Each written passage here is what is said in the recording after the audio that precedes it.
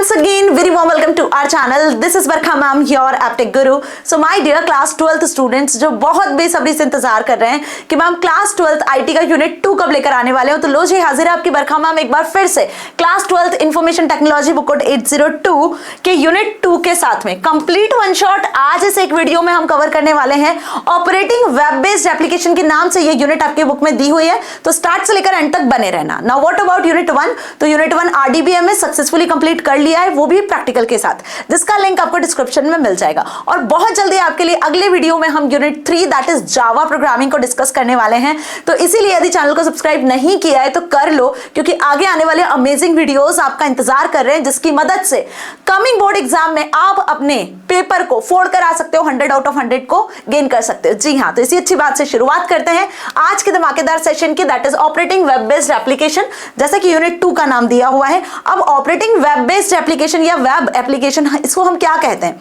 जब बात आती है वेब की, मतलब इंटरनेट की, आजकल पूरी दुनिया देखा जाए तो इंटरनेट पर डिपेंड करती है। मैम घर बैठे आप अपने सारे काम इंटरनेट की मदद से कर लेते हो। चाहे आपको कोई भी डिश प्रिपेयर क्यों ना करना हो, उसके लिए भी रील्स और वीडियोस अवेलेबल है यूट्यूब पे। चाहे आपको ऑनलाइन गेम खेलना हो, या आपको कोई गवर्नमेंटल काम करना हो, लाइक आपको आधार कार्ड अपडेट करना है, या आपको कुछ शॉपिंग करना हो, या आपको कोई बिजनेस रिलेटेड वर्क करना है, वॉट एवर द वर्क, सब कुछ इंटरनेट के थ्रू पॉसिबल है ना। तो इस इंटरनेट पे ऑपरेट कैसे करना है, इसके कौन कौन से इंपॉर्टेंट वेब बेस्ड एप्लीकेशन है, वो इस यूनिट में सिखाया गया है। ठीक है जी, समझ में आ गया। So an application that can be accessed via web browser over internet connection और network connection is called a web based application.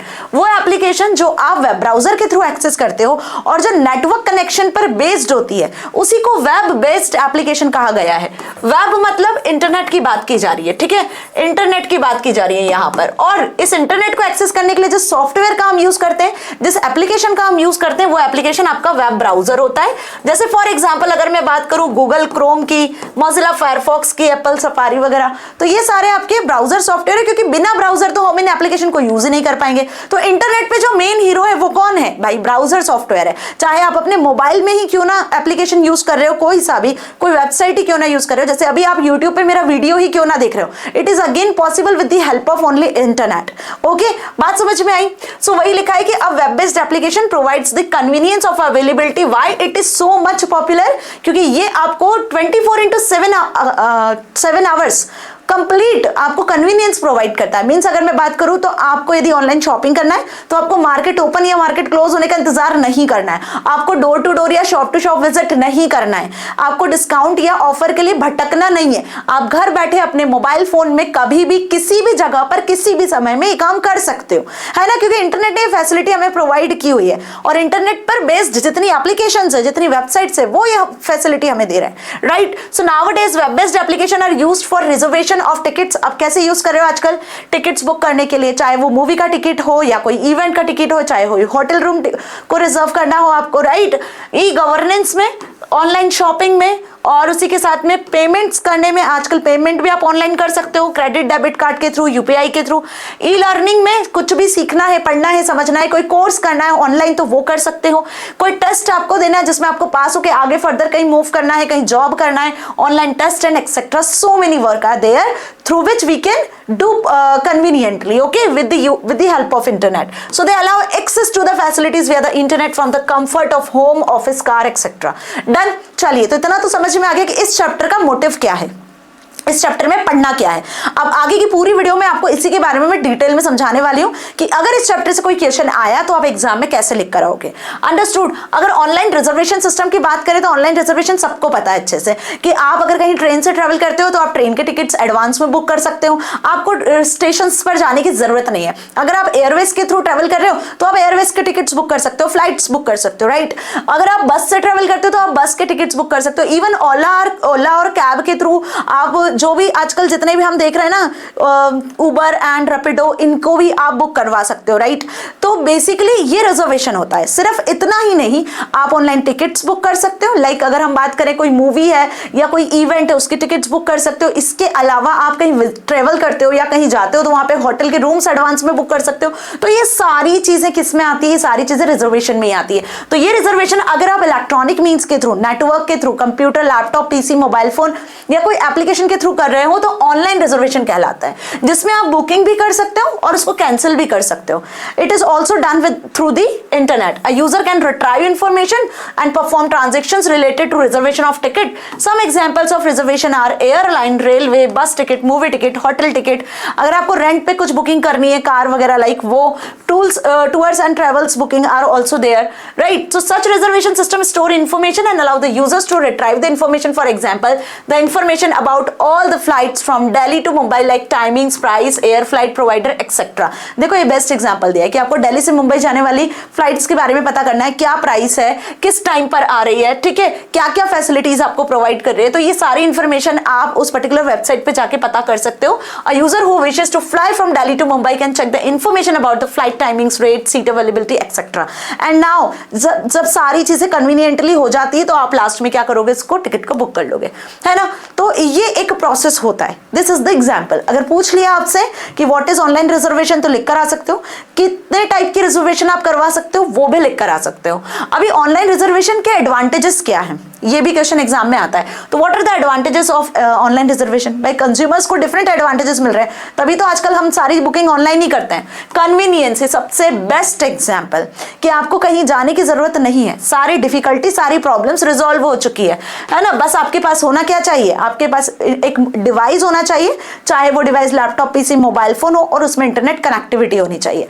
इतना जरूरी है बस, है ना. सो वही लिखा है कि the user consumer can book tickets any time anywhere from home, office, while travelling, any time. चाहे आप काम कर रहे हो, आप घर पे हो, आप सो रहे हो, आप बेड पे हो, या आप कहीं ट्रेवल कर रहे हो, आप कार में हो, कहीं भी रहकर आप ये बुकिंग्स कर सकते हो. All the user needs to just a computer, internet access and a credit card. Obvious, credit card को तो कैसे भूल सकते हैं, पैसे भी तो लगते हैं ना मैम इन सारी बुकिंग्स में, राइट. तो क्रेडिट कार्ड आपके पास होना चाहिए, या फिर आपके पास में यूपीआई पेमेंट करने के लिए कुछ मोड होना चाहिए. सो यूजर सेव्स योर टाइम, आपका एफर्ट बचते हैं, आपका टाइम बचता है, और आपको कार वार पार्क करने में जो टाइम लगता था वो सारी चीजें कहीं ना कहीं आपकी बच जा रही है. लाइन में लगकर आपको जो है रिजर्वेशन पहले करवाना होता था वो सारी चीजें, तो आपका टाइम, एफर्ट, एनर्जी, सारी चीजें यहाँ पर बच रही है. That is why it is convenient mode. Okay, so इतना समझ में आ गया. अब इतना ही नहीं, सिर्फ बुकिंग ही नहीं कर सकते हो, आप कैंसिल भी कर सकते हो अपने अकॉर्डिंग, अपनी चॉइस और अपनी कन्वीनियंसी के अकॉर्डिंग. Second, price comparison. अब यहाँ पे प्राइस कंपैरिजन का भी एक ऑप्शन होता है, ठीक है. In the competitive world service में be provided by several providers like cinema tickets और PVR, big cinema. Online booking allows the customers to check the prices, compare them and get the best deal.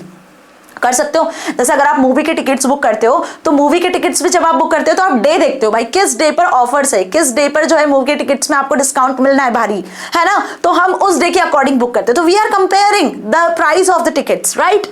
So again this is price comparison, जिसके basis पर आप best decision ले सकते हो, best service को access कर सकते हो. लाइक मेक माई ट्रिप में आपने देखा कि कंपैरेटिवली जो प्राइसिंग है एयर टिकट्स प्रोवाइडर्स के वो क्या है, डेस्टिनेशन तक पहुंचने के लेस है, जो कि मैनुअल सिस्टम के कंपैरेटिवली हम बोल सकते हैं कि लेस है, ठीक है. तो हम यहाँ पे क्या करेंगे कि ऑब्वियस सी बात है इसी का यूज करेंगे. नाउ कैसे करना है, तो इस तरीके से आप देखो इसकी वेबसाइट ओपन होती है, मेक माई ट्रिप. अगर आप खोलोगे तो ऐसी वेबसाइट ओपन हो जाती है. अब जो भी आपकी रिक्वायरमेंट है वो आप सर्च बॉक्स में सर्च कर लेना. जैसे दिल्ली टू बॉम्बे आपको जाना है, फ्लाइट देखनी है, तो आप फ्लाइट देख सकते हो. यहाँ पे डिफरेंट डेट्स पर डिफरेंट फ्लाइट्स अवेलेबल है, और उनके चार्जेस आपको यहाँ पे देखने को मिल रहे हैं. कितना टाइम ले रही है वो टाइम भी देखने को मिल रहा है, कब डिपार्चर होगी, कब अराइवल होगा, सारी चीजें आपको बहुत केयरफुली यहाँ दी हुई है, ठीक है. बस आपको क्या करना है, अपने शेड्यूल के अकॉर्डिंग यहाँ से बुकिंग करनी होती है. Now second is security. अभी सिक्योरिटी की बात करें तो बहुत से जो पर्सन होते हैं वो ये सोचते हैं कि ऑनलाइन तो क्या पता मैम, बहुत सारे हैकर्स होते हैं, बहुत सारे फ्रॉड्स, आजकल ऑनलाइन फ्रॉड हम सुन रहे हैं, ऑनलाइन क्राइम्स हम देख रहे हैं, तो डर लग जाता है. बट देखो ऐसा नहीं होता है ना. कुछ जो साइट्स होती हैं बेसिकली जो कि गवर्नमेंटल साइट्स होती हैं वो सेफ और सिक्योर ही होती है. तो यहाँ पर अगर हम बात करें, जैसे आपको रेलवे रिजर्वेशन करवाना है तो IRCTC government approved secure website है जहां से आप कर सकते हो काम आराम से ना. So most online reservation sites require to user create the profile and provide them with the user name and password to. अब सिक्योरिटी कैसे प्रोवाइड करेगा ये, आपको बकायदा वो आपके लिए यूजर नेम और पासवर्ड प्रोवाइड करता है, जिसके बेसिस बेसिस पर आप क्या कर सकते हो, इस सिक्योर पासवर्ड के बेसिस पर अपने आप को सिक्योर रख सकते हो, ताकि फिर आप जो भी पेमेंट करते हो या जो भी आपका इंफॉर्मेशन होती है वो वहां सिक्योर रहती है। ओके, और अगर सिक्योरिटी की बात की जाए, इनसिक्योरिटी की बात की जाए, तो बेटा वहां पर आपको ये चीजें चेक करनी होती है कि कहीं कोई फ्रॉडुलेंट वेबसाइट तो नहीं है। और उसे चेक करने का तरीका ये होता है कि आप उस वेबसाइट के आगे HTTPS अगर नहीं लगा है और पैडलॉक का साइन लॉक नहीं है तो वो लेस सिक्योर है, और अगर HTTPS लगा है, पैडलॉक का साइन लॉक्ड है, तो वो सिक्योर वेबसाइट है। ये पहचानने का तरीका होता है, ठीक है, क्योंकि फ्रॉडुलेंट वेबसाइट भी बहुत सारी अवेलेबल होती है ना। नाउ कंफर्मेशन ऑफ रिजर्वेशन, अब रिजर्वेशन अगर आपका हो जाता है तो आपको टाइम टू टाइम मैसेज के फॉर्मेट में कंफर्मेशन मिलने लगते हैं या नहीं। सपोज कि आपने कल के लिए कोई टिकट बुक किया हुआ है, तो जब बुक हुआ तब भी आपके पास कंफर्मेशन आता है, अगर वेटिंग होता है तो भी कंफर्मेशन आता है, चार्ट प्रिपेयर हो जाता है तो भी कंफर्मेशन आता है, तो आपके पास मैसेजेस आने लगते हैं रिगार्डिंग योर कंफर्मेशन, जिसके बेसिस पर आप डिसीजन ले सकते हो। So when a booking is done, the confirmation of the booking just take a few seconds, it is fast and secure and your booked ticket can be viewed by your mobile phone, iPad, laptop, PC, किसी भी particular device पे आप अपनी इस tickets को देख सकते हो, शेयर कर सकते हो, इसका प्रिंट भी निकाल सकते हो। ओके, तो यहाँ पे टिकट्स को घूमने का चांसेस नहीं होते हैं कि आपकी टिकट मिस हो गई है तो आप नहीं ट्रैवल कर पा रहे हो, ऐसा कोई चांस नहीं होता है ना। नाउ मेकिंग चॉइसेस, अगेन यहाँ पे चॉइसेस भी होती है, आपके पास एक से ज्यादा ऑप्शंस मिल जाते हैं कि फॉर एग्जांपल आपको दिल्ली से मुंबई जाना है, अगर आपके लिए मॉर्निंग फ्लाइट कन्वीनियंट नहीं है तो आप इवनिंग फ्लाइट ले सकते हो, ऑप्शंस आपके सामने होते हैं। So the user can see the arrangement of seats, select a particular seat in a railway booking selection and lower berth और अपर बर्थ एज वेल, है ना। मीन्स कि अगर आप रेलवे रिजर्वेशन करते हो तो आपको अपनी चॉइस के अकॉर्डिंग कोई बर्थ या कोई सीट सिलेक्ट करना है, तो choice are there, you can make the selection appropriate to you, right. So वही लिखा है कि अगर आपको फूड चाहिए या नहीं चाहिए तो उसके लिए भी एक ऑप्शन यहाँ पे अवेलेबल होता है कि type of food, which type of food you required, आप एडवांस में बुक करना चाहते हो या नहीं चाहते हो। ओके, तो इस तरीके से चॉइसेस भी यहाँ मिल जाती है। तो दीज आर दी एडवांटेजेस। और इन सबसे ऊपर मैम कन्वीनियंस तो होती है, लेकिन टाइम भी सेव होता है। ऑब्वियसली बात है, कम टाइम में आप बिना लंबी लंबी लाइनों में लगे आप अपना काम कर सकते हो। डिस्काउंट स्कीम की बात करें तो यस ऑफ कोर्स यहाँ डिस्काउंट स्कीम्स भी होती है। डिस्काउंट स्कीम्स की बात करें, जैसे आप मूवी टिकट्स बुक करते हो, अगर आपने 10 टिकट्स बुक किए हैं, फैमिली टिकट्स बुक किया है, तो वहां पे कॉम्बोज चलते हैं, उसके बेसिस पे आपको कॉम्बो ऑफर किया जा सकता है, राइट। ऐसी आप जब रेलवे या रिजर्वेशन करते हो तो वहां भी होटल्स के टिकट्स बुक करते हो या कोई टूर ट्रेवल बुक करते हो फाइनली, तो वहां भी आपको बहुत सारे डिस्काउंट से ऑफर्स में मिल जाते हैं, right. So users can avail the special discount bye service provider like season discount, advance booking discount और फ्रीक्वेंट यूजर डिस्काउंट ऑल्सो। कोई सीजन चल रहा है तो सीजन के अकॉर्डिंग भी सीजनेबल डिस्काउंट मिलते हैं, लाइक क्रिसमस है, हैप्पी न्यू ईयर, तो उसके अकॉर्डिंग आपको जो है डिस्काउंट्स मिलते हैं। नाउ ये तो थे सारे एडवांटेजेस, आराम से लिख कर आ जाओगे, मैंने थोड़े डिटेल में समझा दिए, बट कोई बात नहीं, लिखकर आपको क्या आना है वो आपको समझ में आ रहा है। मेन पॉइंट्स आप बहुत अच्छे से ध्यान रखना, इसी के अकॉर्डिंग एडवांटेजेस लिखकर आना, ठीक है। अब बात करें एडवांटेजेस फॉर प्रोवाइडर्स, ये तो एडवांटेजेस देखें जो यूज करते हैं, जो कंज्यूमर्स हैं, आप और हम सब यूज कर रहे हैं, लेकिन अब वो पर्सन जो कि ये एडवांटेज आपको प्रोवाइड कर रहे हैं, जैसे वो ऑर्गेनाइजेशन, वो कंपनी जो कि रिजर्वेशन फैसिलिटी आपको दे रही है, उनके क्या एडवांटेजेस होते हैं भाई? उनको लेस स्टाफ रखना होता है मैम, उनके पास ज्यादा स्टाफ की जरूरत नहीं होती, लेस स्टाफ, एक टेक्निकल टीम चाहिए जो कि हैंडल कर ले सारी चीजें, है ना। तो लेस मैन पावर में बट ज्यादा कंप्यूटर्स के साथ में आपको ये काम करना होता है ना। नो स्पेशल रेस्ट्रिक्शंस, कोई यहाँ पे ज्यादा रेस्ट्रिक्शंस भी नहीं होते हैं, क्योंकि यहाँ पर ऑपरेट करने के लिए आपको क्या चाहिए होता है, बेसिकली एक छोटा सा, अगर बेसमेंट में कोई हाउस भी मिल जाता है या एक छोटा सा स्ट्रक्चर भी मिल जाता है ना, तो इंफ्रास्ट्रक्चर भी, तो वहां पे भी आप आराम से मैनेज कर सकते हो। लाइक कोई हाउस हो सकता है, कोई गैरेज, कोई स्मॉल ऑफिस बिल्डिंग, या एक लार्ज कमर्शियल मॉल की आपको जरूरत भी नहीं पड़ती है, लार्ज आपको इंफ्रास्ट्रक्चर की जरूरत नहीं पड़ती है, ठीक है। एक छोटा सा रूम, एक छोटी सी बिल्डिंग में भी आप ये काम आराम से कर सकते हो। तो यहाँ पे कोई जो स्पेस से रिलेटेड रेस्ट्रिक्शंस है वो भी नहीं होते। तो the physical location of office does not really matter to customer who is reserving tickets online. So the organization big और स्मॉल डजंट मैटर, है ना। There is no any need of large space. Online reservation also reduces the bills of office rent, electricity etcetera. अब देखो office का rent, electricity, ये सारी चीजें भी कहीं ना कहीं उनकी कम हो जाती है, राइट। अब ग्लोबल एक्सेस की बात करें तो एक जगह पर रहकर, चाहे वो कहीं भी हो, एक जगह पर रहकर वो पूरी दुनिया में जो है ऑपरेट कर सकते हैं, राइट ना। Online reservation is available to anyone in respective to their physical location. The scope of access to online reservation becomes large as anyone who has access to the internet. बस उस person को internet access करना आना चाहिए कि internet पर आप इन applications को यूज कैसे कर रहे हो। So these are the advantages of providers and before this we discuss the advantages of consumers too. Understood. चलो बढ़े आगे। Now internet transactions are susceptible to frauds. सबसे बड़ा कंसर्न यही होता है कि मैम हम इंटरनेट पर ट्रांजैक्शंस तो कर लेते हैं, बट आजकल बहुत सारी चीजें सुनने में आती है। एडवर्टीजमेंट्स आप देखते हो कि ओटीपी किसी के साथ शेयर मत करो, है ना, अपने पासवर्ड्स को किसी के साथ शेयर मत करो। बहुत सारे फ्रॉड्स लाइक आइडेंटिटी फ्रॉड्स देखने को मिलते हैं आपको, ऑनलाइन फ्रॉड्स की एक ओटीपी शेयर कर दिया तो बैंक अकाउंट खाली हो जाता है। अब ये क्या होता है एक्चुअली, इससे कैसे बचना है, इसके केस में आपको प्रिकॉशंस क्या लेने हैं। सो the combination of user name and password, this is a big deal बेटा। एक ओटीपी शेयर नहीं करना चाहिए, एक यूजर नेम पासवर्ड आपका किसी के साथ में शेयर नहीं होना चाहिए। ये जितना सेफ सिक्योर रखोगे उतना ही सेफ सिक्योर आप बने रहोगे, ठीक है। So the combination of user name and password is the most common method of user identification and authentication, right. So there are several security issues with the user password. The unauthorized access on account through stealing और guessing a password can get access to the system and simple password can be easily cracked. तो सबसे best तरीका यह है कि हमें एक ऐसा पासवर्ड सेट करना चाहिए जो इजीली क्रैक ना हो पाए, राइट। तो उसके लिए आपको पासवर्ड बनाना होगा सिंपल नहीं, कॉम्प्लेक्स, लाइक मिक्स केस, मतलब अपर केस लोअर केस दोनों का यूज करना होगा। नंबर्स का यूज कर सकते हो, स्पेशल कैरेक्टर्स का यूज कर सकते हो। इवन आप डायरेक्ट जो अटैक होते हैं आपके अकाउंट्स पे उससे बच सकते हो अगर आप ऐसा कोई पासवर्ड सेट करते हो जिसमें सारे कॉम्बिनेशन हो, मतलब अपर केस हो, लोअर केस हो, ठीक है। कुछ स्पेशल सिंबल्स का आप यूज कर सकते हो, लाइक, है ना, ऐसे इस तरीके के जो कॉम्बिनेशन से, कुछ डिजिट्स का यूज कर सकते हो। ऐसे कॉम्बिनेशन से मिलकर जो पासवर्ड बनता है तो वो इजीली क्रैक नहीं हो पाता है, वो कॉम्प्लेक्स पासवर्ड हो जाता है। So be cautious not to leave password around and do not share with their friends. याद रखो कि जब आपने अपना लॉगिन आईडी किया हुआ है तो लॉग आउट करके ही बाहर आओ। ऐसा नहीं कि वो ओपन है आपके सिस्टम पे और कोई फ्रेंड आकर अगर एक्सेस कर सकता है तो वो कर लेगा, ऑब्वियस सी बात है। And do not share your password to anyone. Never use names of near और dear ones on password, obvious. आप अपने नाम या अपने पेरेंट्स या फ्रेंड्स का नाम या डेट ऑफ बर्थ या मोबाइल नंबर ऐसा कुछ भी सेट ना करो, क्लियर। नाउ अब अगर हम एक केस स्टडी के बारे में बात करें कि how to book a rail tickets, तो कैसे बुक करोगे। देखो सबसे पहली बात तो आपके सिस्टम पे वेब ब्राउजर होना चाहिए। सपोज आपके पास में इंटरनेट कनेक्शन है और गूगल क्रोम ब्राउजर है, तो आपको क्या करना है, ब्राउजर ओपन करना है और उसमें जो वेबसाइट है irctc.co.in, ये एक सिक्योर वेबसाइट है जहां से आप क्या कर सकते हो, इंटरनेट की मदद से रेलवे रिजर्वेशन करवा सकते हो। ये IRCTC किसकी वेबसाइट है, रेलवे रिजर्वेशन की। जैसे ही क्रोम पर आपने IRCTC लिखा तो इसका first page, home page open हो जाता है कुछ इस तरीके से, इंडियन रेलवे का। अब यदि आपको ट्रेन टिकट्स बुक करने हैं तो आपके पास यूजर आईडी पासवर्ड होगा, ठीक है। वो यूजर आईडी पासवर्ड और कैप्चा लिख के आप लॉगिन कर सकते हो और जैसे ही लॉगिन करोगे तो आपका जो प्रोफाइल आपने क्रिएट किया है आप वहां पहुंच जाओगे जहां से आप अपने ट्रेन के टिकट्स या आपको जो भी शेड्यूल वगैरह देखना है ट्रेन का, जहां भी जाना है, जहां की भी जर्नी आपकी हो वो आप देख सकते हो।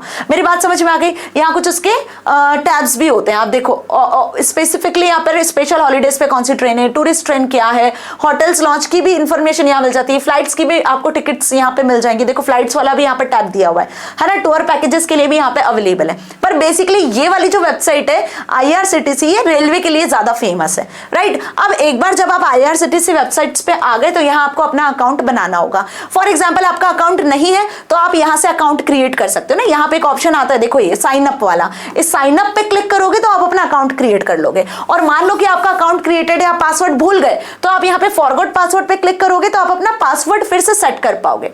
तो you need to create your user name password ID. अगर नहीं है एग्जिस्टिंग तो आप बना लो, और अगर एग्जिस्टिंग है तो you need to sign in. Okay, आपको यहाँ पे साइन इन करने की जरूरत है। सपोज आप अगर नया अकाउंट क्रिएट करते हो तो आपको साइन अप पे क्लिक करना होगा। साइन अप पे क्लिक करोगे तो आप यहाँ पे कहाँ, रजिस्ट्रेशन वाले पेज पे पहुंच जाओगे जहां आपको अपनी इंफॉर्मेशन फिल करनी होगी, ठीक है, क्योंकि अब आपकी यहाँ पे प्रोफाइल क्रिएट हो रही होगी। या आप गूगल से भी डायरेक्ट, अब आजकल सभी अपना गूगल पर जीमेल ओपन रखते हैं, वहां से भी आप डायरेक्ट गूगल से भी क्या कर सकते हो, रजिस्ट्रेशन कर सकते हो। And last click on the submit button. So your account has been created and now perform your transaction whatever you want. Okay, तो इस तरीके से देखो अकाउंट क्रिएट होने के बाद का पेज ये ओपन होता है, जहां पे आपको क्या करना है, इस तरीके से अपनी इंफॉर्मेशन फिल करनी है। मतलब ये रजिस्ट्रेशन पेज है, देखो यहाँ पर आपका योर नेम, एड्रेस और सारी चीजें यहाँ फिल करनी है। ओके, एक बार फिल किया, सबमिट किया तो अकाउंट क्रिएट हो जाता है। अकाउंट क्रिएट करने के बाद में आप लॉग इन करो अपने यूजर नेम पासवर्ड के साथ में। लॉग इन होने के बाद में आप देखोगे राइट साइड पे आपको क्या दिखेगा, आपको मतलब लॉग इन आईडी पासवर्ड वाला जो साइड है वो राइट साइड पे आपको विजिबल होगा, ठीक है। और इसके बाद फिर आप अपने ट्रांजेक्शंस को परफॉर्म करोगे। अब क्या करना है मैम, हमें टिकट्स बुक करना है तो you can book a ticket. जहां भी आपको जाना है, जिधर भी जाना है, क्या स्टार्ट स्टेशन होगा, कौन सा एंड स्टेशन होगा, है ना, टिकट का टाइप क्या होगा, कितने नंबर ऑफ टिकट्स है, कौन कौन सी ट्रेन आपको इसके लिए फाइंड आउट करनी है, वो सब आप यहाँ पे फाइंड आउट कर पाओगे। सारी अवेलेबल ट्रेन आपको यहाँ मिल जाएगी। तो माई ट्रेवल बॉक्स पे जाना होगा और वहां से आपको ये सारे ऑप्शंस को सिलेक्ट करना होगा कुछ इस तरीके से। देखो टिकट अगर बुक हो गई है तो उसको कैंसिल कर सकते हो। अगर आपका टिकट्स कैंसिल हुई है तो अमाउंट समटाइम्स रिफंड भी होता है, तो उसकी भी फैसिलिटी है। टिकट्स को प्रिंट करना है तो वो आप देख सकते हो। ओल्ड टिकट्स आपने क्या बुक की है उसकी हिस्ट्री भी यहाँ अवेलेबल होती है। मेरी बात समझ में आ रही है? ओल्ड टिकट्स की हिस्ट्री भी आपको देखने को मिलती है। आज सपोज आपकी ओल्ड टिकट की हिस्ट्री अगर आप देखते हो तो यहाँ देखो, ये देखो डिफरेंट ट्रेन नेम्स है, उनके डिपार्चर टाइम, उनके अराइवल टाइम, कब आ रही है, कब जा रही है, कितना लेट डिले है, नहीं है, कितना टाइम टेकिंग है, कितने डिस्टेंस पर है, सारी इंफॉर्मेशन मिल जाएगी। यहाँ आपका पीएनआर स्टेटस एंड ऑल सारी डिटेल्स यहाँ मिल जानी है। तो इस तरीके से क्या कर सकते हैं, हम एक ट्रेवल टिकट्स को बुक कर सकते हैं। चाहे आपको ट्रेन से जाना हो, सेम प्रोसेस होती है। किसके लिए सेम प्रोसेस होती है? एयरवेज के लिए भी सेम प्रोसेस होती है, बसेस के लिए भी। एंड होपफुली आपको आता भी होगा। जनरली ये सारी चीजें बहुत आजकल क्या हो चुकी है, इजी हो चुकी है ना। नाउ आप अपना ट्रेन का नंबर देख सकते हो। एक बार अगर टिकट कंफर्म हो जाती है तो आपने कहाँ किस जगह बुक किया हुआ है, कौन सा कोच है, स्लीपर कोच है, नहीं है, वो सारी चीजें सिलेक्ट करने के बाद आप अपनी ट्रेन को जो है यहाँ पर देख सकते हो और टाइम टू टाइम उसका पीएनआर स्टेटस से चेक कर सकते हो कि कब कहाँ पहुंची है, राइट, जो हम करते हैं ये जनरली। और ये पूरी स्टेप्स उसी की लिखी हुई है। ओके, ये उसका रिसिप्ट आप इस तरीके से ट्रेन का निकाल सकते हो। ये पूरा स्टेप बाय स्टेप यहाँ पे प्रोसीजर दिया हुआ है। तो अब इतना तो हमें अच्छे से समझ में आ गया ma'am. Now what about E governance? ये क्या होता है मैम? ई गवर्नेंस क्या होता है? ई गवर्नेंस बेसिकली जितने भी गवर्नमेंटल जो वर्क होते हैं, जैसे आपका आधार कार्ड अपडेट करना है या आपको ई केवाईसी करवाना है, जो आजकल बहुत ज्यादा पॉपुलर हो चुका है। हर चीज के लिए आपका आधार कार्ड, फोन नंबर और सारी चीजें आपके लिंक करना चाहिए, तो ई केवाईसी करवाना है। या फिर आपको अपना पैन कार्ड जनरेट करना है, या फिर आपको प्रोविडेंट फंड चेक करवाना है, या उसके लिए आपके अप्लाई करना है। तो किसी भी गवर्नमेंटल काम के लिए आपको रजिस्टर करना है या अप्लाई करना है, तो उसके लिए अब आपको गवर्नमेंट ऑफिस जाने की जरूरत नहीं है। ये सारी चीजें भी आपको ऑनलाइन अवेलेबल है ई गवर्नेंस वेबसाइट्स पर। ठीक है, तो ई गवर्नेंस क्या हो गया? Electronic governance, use of electronic information and communication technology, जिसमें internet, local area network, mobile phones का यूज करके आप गवर्नमेंट रिलेटेड जितनी भी इंफॉर्मेशन है वो एक्सेस कर सकते हो एज ए रिस्पॉन्सिबल सिटीजन। आप यहाँ पे जो भी आपका रजिस्ट्रेशन से रिलेटेड है, सपोज आपको अपने बर्थ सर्टिफिकेट के लिए रजिस्ट्रेशन करना है, आपको अगेन रेलवे टिकट्स के लिए रिजर्वेशन करवाना है, या आपको आरटीआई एप्लीकेशन सबमिशन फॉर्म करना है, अपना आधार कार्ड अपडेट करना है, पैन कार्ड अपडेट करना है, वो सारी इंफॉर्मेशन आपको ई गवर्नेंस वेबसाइट पर ही मिलती है। इससे क्या होता है, कहीं ना कहीं e governance empowers the citizen socially and economically and enhances their lives by providing them with quality information and better services. Obvious सी बात है, अगेन आपको गवर्नमेंट ऑफिस में जाकर लाइन में लगने की जरूरत नहीं है, अपना टाइम एनर्जी वेस्ट करने की जरूरत नहीं है, सब आपको ऑनलाइन मिल जाएगा। अब mp.gov.in, mponline.gov.in बेस्ट गवर्नमेंटल ई गवर्नमेंटल वेबसाइट है ना, सुना होगा नाम भी आपने, जहां पे आपको सारी इंफॉर्मेशन मिल जाती है, राइट। तो बेसिकली देखा जाता है तो कभी कभी कुछ ऐसी भी गवर्नमेंटल वेबसाइट्स है जहां कुछ भी बिना पैसे दिए भी आपके रजिस्ट्रेशन और आपके काम हो जाते हैं। Services of the e governance portal broadly categorized into two categories. First is information access करने के लिए आप इनका यूज करते हो, या फिर आप ऑनलाइन सर्विसेज को एक्सेस करने के लिए इसका यूज करते हो। ठीक है, तो ई गवर्नमेंटल वेबसाइट्स के लिए इनिशिएटिव किस किस ने लिए, कौन कौन सी ऐसी ऑर्गेनाइजेशन है जिन्होंने ई गवर्नेंस में सेंट्रल इनिशिएटिव्स लिए हैं? फर्स्ट इसमें आती है NEGP, national e governance plan. Second आता है national e governance division. Third e governance infrastructure. Fourth mission mode projects. Fifth citizen services, business services, government services, project and initiatives and R&D in e governance. ये नाम याद रख लेना, these are the central initiatives for e governance includes. अभी e governance भी एकदम से नहीं आया है, इसको भी स्टैब्लिश करने के लिए बहुत सारे इनिशिएटिव लिए गए, ठीक है, जब जाके ये सारी चीजें इतना आसान और इतना इजी हो पाए। लेकिन हाँ, ये सारी चीजें बहुत फास्ट एग्जीक्यूट हुई है, ये चीज तो मानते हो, है ना। So several state government have also taken e governance initiatives. कुछ ऐसे स्टेट्स हैं जहां पे अभी भी ई गवर्नेंस इनिशिएटिव्स को लिया जा रहा है। जैसे अगर हम विलेजेस की बात करें या हम कहीं और किसी एरिया की बात करें जो कि बहुत ज्यादा विलेजेस से भी डाउन एरिया है, तो वहां पर अभी भी ये जो डिजिटल डिवाइड वाली कैटेगरी है ये है। लेकिन अभी कुछ ऐसे एरिया भी है जहां पर ई गवर्नेंस को लाने की तैयारी चल रही है, जैसे agriculture, commercial taxes, district employment exchange, land records, municipalities, gram panchayat, police, road transport, है ना, ट्रेजर्स, इन सारी चीजों में। मेरी बात समझ में आई? So some of the e governance sites are, अब जो ई गवर्नेंस साइट्स पॉपुलर है जिनका डे बाय डे यूज हो रहा है ना, नॉर्मल एज ए सिटीजन हम यूज करते हैं, उसमें सबसे पहले आती है india.gov.in, ठीक है। इस तरीके का पोर्टल ओपन होता है जब आप india.gov.in को ओपन करते हो, तो इस यहाँ पर माई गवर्नमेंट पे क्लिक करोगे तो उसकी इंफॉर्मेशन आ जाएगी। जो सर्विसेज आपको एक्सेस करनी है तो सर्विसेज टैब पर जा सकते हो, ठीक है। पीपल्स ग्रुप करके यहाँ पे ग्रुप्स भी बने होते हैं। So this is national portal of India which provides a single window access for information and service. यहाँ से आपको जो इंफॉर्मेशन चाहिए वो इंफॉर्मेशन आप एक्सेस कर सकते हो related with our Indian nation, और जो सर्विसेज आपको गवर्नमेंट प्रोवाइड कर रही है वो सर्विसेज भी यहाँ मिल जाती है। Now the content in this portal is the result of collaborative effort of various Indian government ministries and departments. Indian ministries और डिपार्टमेंट के एफर्ट्स को मिलाकर उनका एक कोलैबोरेटिव एफर्ट है जिससे यहाँ पर कंटेंट को रेडी किया गया है। इस वेबसाइट में आपको कंटेंट मिलता है, सेंट्रल, स्टेट, डिस्ट्रिक्ट लेवल के गवर्नमेंट के बारे में आप इंफॉर्मेशन एक्सेस कर सकते हो। This portal is mission mode project under the national e governance plan. देखो जो अभी हमने इनिशिएटिव्स देखे उनके थ्रू ही इसको क्या किया गया है, इस पोर्टल को ओपन किया गया है, ठीक है। जो मेजर इनिशिएटिव है वो NEGP है ना, और वही मिशन मोड प्रोजेक्ट इन्होंने लिया है, ठीक है। Now next is GOI-directory.nic.in means government of India web directory, इस नाम से भी हम इसको जानते हैं। इसके फुल फॉर्म्स आते हैं बेटा एग्जाम में, so get ready for this. This portal is one point source to all access Indian government. जितने भी इंडियन गवर्नमेंट का वेबसाइट्स है ना उन सभी को आप यहाँ पे एक्सेस कर सकते हो एट ऑल डिफरेंट लेवल्स और sectors. It includes sites of different states and union territories. देखो जितने 28 यूनियन टेरिटरीज हैं, डिफरेंट जो स्टेट्स हैं, उन सभी की इंफॉर्मेशन यहाँ पे मिल जाती है, ठीक है। Sites of government department like वहां के जुडिशरी, वहां पे जो लेजिस्लेचर चल रहा है, उन सब की इंफॉर्मेशन मिल जाती है। It provides information about the sectors like education, agriculture, वहां पे जो एजुकेशन एग्रीकल्चर है उन सभी से रिलेटेड इंफॉर्मेशन आपको इस वेबसाइट पे मिलती है। यहाँ लिखा हुआ भी है देखो, defence, agriculture, comments, food and public distribution, housing, industries, information broadcasting, rural areas, है ना, education, finance and taxes, transports, youth and sports, सारी इंफॉर्मेशन यहाँ मिलती है, राइट। नाउ इसी के साथ अब आगे बढ़ते हैं हम online shopping and bill payments पर। अभी अगर ई गवर्नेंस का क्वेश्चन आया तो आराम से अटेम्प्ट करके आओगे। कितने टाइप की ई गवर्नेंस वेबसाइट है जो अभी हमने देखी, कौन कौन से इनिशिएटिव्स है वो देखे। इसके एडवांटेज भी लिख कर आ सकते हो, इसके डिसएडवांटेज भी लिख कर आ सकते हो आराम से, है ना। अभी ऑनलाइन शॉपिंग जो सबसे ज्यादा पॉपुलर है, इतनी खतरनाक पॉपुलर है कि हर कोई आजकल क्या करता है, अपने मोबाइल फोन के थ्रू शॉपिंग करना पसंद करता है। फिर चाहे आपको एक सुई ही क्यों ना परचेज करना हो या आपको कोई बड़ा सा मोबाइल फोन ही क्यों ना परचेज करना हो, है ना, हाई कॉन्फ़िगरेशन का, तो हम किसका यूज करते हैं मैम, यहाँ पर ऑनलाइन शॉपिंग का यूज करते हैं। तो ये एक ई कॉमर्स एप्लीकेशन वेबसाइट्स होती है बेसिकली जहां पे आप गुड्स को परचेज कर सकते हो, ठीक है। There are several websites with the customer can go online shopping. अभी आपकी कौन सी फेवरेट ऑनलाइन शॉपिंग एप्लीकेशन है वो जरा कमेंट सेक्शन में बताना, ठीक है। फ्लिपकार्ट, अमेजॉन, मिंत्रा, मीशो, स्नैपडील, कहां से आप शॉपिंग करते हो? वैसे तो बहुत सारी वेबसाइट्स अवेलेबल है। Now customer can purchase all kinds of item like आप इन वेबसाइट से books, TV, mobile phones, dresses, shoes, cosmetic, jewelleries, greeting cards और भी बहुत सारी चीजें, अनलिमिटेड चीजें आपको यहाँ अवेलेबल होती है। अमेजॉन की बात करें तो वहां पे सारी चीजें अवेलेबल है मैम, है ना। आप एक्सेस कर सकते हो, आप कंपैरिजन कर सकते हो वेबसाइट टू वेबसाइट कि कहाँ आपको प्रॉपरली डिस्काउंट के साथ में, ऑफर के साथ में चीजें मिल रही है। Customer can select the goods to be purchased to store them in online shopping baskets. The payment for the goods is to be made using the debit card, credit card और UPI. आप ये जो payment करते हो उसके लिए online shopping जब भी करते हो तो उसके लिए पेमेंट कैसे करनी होती है? ऑब्वियस आपके पास यदि डेबिट कार्ड है, क्रेडिट कार्ड है या UPI है तो आप पेमेंट भी कर सकते हो। पेमेंट तो हर किसी में है।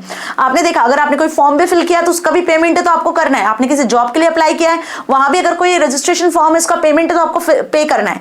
अगर आप रिजर्वेशन भी करते हो तो वहां भी अगर आप जो भी रिजर्वेशन करते हो उसके बाद में आपको पेमेंट करना होता है, शॉपिंग कर रहे हो तो शॉपिंग के बाद भी आपको पेमेंट करना होता है, और वही सबसे ज्यादा क्रूशियल फेज होता है। तो पेमेंट करते समय आपको खास ख्याल रखना होता है, right. Online shopping is useful in many situations, अलग अलग सिचुएशन में आप ऑनलाइन शॉपिंग कर सकते हो। If the customer does not have enough time to visit the markets, तब आप ऑनलाइन शॉपिंग कर सकते हो। The store where you will get what you need may be very far off, मतलब वही बात हो गई। The money spent in travelling to store, parking the car etcetera, आपके पास बिल्कुल भी टाइम नहीं है कि आप ट्रेवल करो, आप अपनी कार को पार्क करने के लिए जगह ढूंढो, है ना, और बहुत ज्यादा रश अगर रोड पे होता है तो आपका टाइम वैसे ही वेस्ट हो जाता है। तो इन दैट केस हम क्या करते हैं, ऑनलाइन शॉपिंग को प्रेफर करते हैं। The product you may require is not available in the market, obvious सी बात, सबसे बड़ा रीजन एक ये भी होता है कि आपको जो चाहिए होता है वो सिर्फ ऑनलाइन ही मिलता है आजकल, हमें बाहर मार्केट में नहीं मिलता है। There is a difference in quality too, तो भाई हम ऑनलाइन शॉपिंग को रेफर करते हैं। You want to send a product to your friend, आपको अपने दोस्त को कुछ गिफ्ट ऑर्डर करना है जो बहुत दूर रहता है, तो आप ऑनलाइन ऑर्डर कर सकते हो। आप वहां नहीं पहुंच सकते हो तो आप ऐसा भी कर सकते हो, ठीक है। साथ ही you do not have time during the shopping hours, आपको अपने फ्रेंड्स के साथ या अपनी फैमिली के साथ शॉपिंग आवर्स का टाइम नहीं है। ऑब्वियस सी बात है, आपका ऑफिस होता है, आपको पढ़ाई करनी होती है, या आप कहीं किसी और दूसरी जगह पर हो तो आप जाके शॉपिंग नहीं कर सकते हो। तो इन दैट केस हमारे पास अगर फिक्स्ड आवर्स नहीं होते हैं तो हम ऑनलाइन शॉपिंग कर सकते हैं, ठीक है। और यहां पर ना basically online shopping also has bargain offers, यहां भी बार्गेन ऑफर्स मिल जाते हैं जैसे आपको मार्केट में मिलते हैं। Some online stores allow customers to rate their services and items also, देखो आप रेटिंग्स देखकर भी चीजें परचेज कर सकते हो। आपको ऐसा लगता है कि आपके लिए बेनिफिशियल होगा या नहीं होगा कोई प्रोडक्ट, तो आप उसकी कस्टमर्स रेटिंग्स देख सकते हो, जिसके बेसिस पे उसको जज कर सकते हो कि इसको आपको परचेज करना चाहिए या नहीं करना चाहिए। तो वो सारी चीजें जो आपको मार्केट में दिखती है वो सब चीजें आपको ऑनलाइन भी मिलती है। बस एक यहाँ पे ड्रॉबैक ये है कि भाई आपका जो भी प्रोडक्ट जो आपने ऑर्डर किया है वो आपके घर तक डोर स्टेप तक पहुंचने में थोड़ा टाइम कंज्यूमिंग होता है ना, आप इंस्टेंटली उसको परचेज नहीं कर सकते हो, राइट। एक ये चीज होती है। और जो एक फायदा ये होता है कि 24/7 आवर एक्सेस कर सकते हो, कहां पहुंचा आपका ऑर्डर, कब तक आएगा, इसकी इंफॉर्मेशन आपको टाइम टू टाइम मिलती है और आपके डोर स्टेप पे आपको चीजें मिलती हैं। तो वी कैन से कि जहां पर इसके फायदे हैं तो थोड़े बहुत अगर नुकसान भी हो तो क्या गम है, right. Now how it works, अब ये काम कैसे करता है। हम शॉपिंग तो बहुत करते हैं लेकिन इसके पीछे प्रोसेस क्या फॉलो होती है। The general outline of the working of online shopping is presented here, this may very for different sites. अब देखो डिफरेंट साइट्स के लिए डिफरेंट प्रोसेस होती है, बट एक्चुअल जो कॉमन प्रोसेस है वो सभी के लिए कॉमन होती है। फॉर एग्जाम्पल आपको करना क्या है, शॉपिंग वेबसाइट को ओपन कर लेना है। ओपन कैसे करोगे, वेब ब्राउजर पे जाकर, ऑब्वियस सी बात है। आप चाहे फ्लिपकार्ट का यूज करते हो, अमेजॉन का यूज करते हो, आपको जाना है अपने वेब ब्राउजर पे और उस वेबसाइट को ओपन करना है। If you just want to see the product और नॉट बाय, इट्स ओके, आप सिर्फ प्रोडक्ट्स को देख भी सकते हो। अगर आपको खरीदना ही तो ऐसा कंपलसरी नहीं है कि आपको खरीदना ही है, ठीक है। आप उसको अपनी विश लिस्ट में रख सकते हो, जो भी आपको परचेज करना है उसका कार्ट प्रिपेयर कर सकते हो, ठीक है। तो इट इज नॉट कंपलसरी कि आपको खरीदना ही है। If it requires filling in registration form तो you can fill the registration form too. अगर आपके पास में यूजर आईडी पासवर्ड है, देखो सभी काम यूजर आईडी पासवर्ड से चलते हैं यहाँ पर।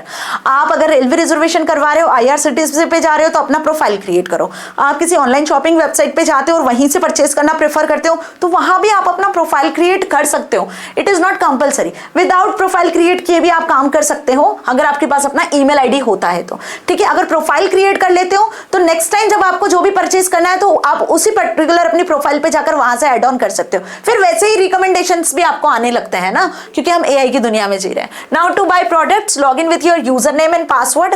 Now just like you have shopping basket, वही शॉपिंग कार्ट की बात कर रही हूँ, when you have physically to go to a shop, बिल्कुल वैसे ही शॉपिंग बास्केट आपको मिलती है जैसे कि आप फिजिकली किसी शॉपिंग मॉल में या जाते हो वहां पर जैसे आपको कार्ट प्रिपेयर करनी होती है वैसी बास्केट आप यहाँ भी प्रिपेयर कर सकते हो, राइट। अब उस कार्ट को एट ए टाइम आपको परचेज करना, इट इज नॉट कंपलसरी, आप उसको 1 दिन 2 दिन 10 दिन बाद भी प्रिपेयर कर सकते हो और परचेज कर सकते हो। तो having selected of your product you can view what you have to selected and total amount to be paid of you. You may delete any product anytime, ठीक है, and proceed further. Read the terms and conditions before making the payments. बस ये ध्यान रखना कि जब भी payment करो तो जितनी भी टर्म्स कंडीशंस लिखी हुई है उसको ध्यान से पढ़ लेना है। ओके, समझ में आ गया। अब कुछ एग्जांपल्स, जैसे अगर मैं फ्लिपकार्ट की बात करूं तो ये भी सबसे ज्यादा पॉपुलर जो है प्रोडक्ट्स को सेल करने में है।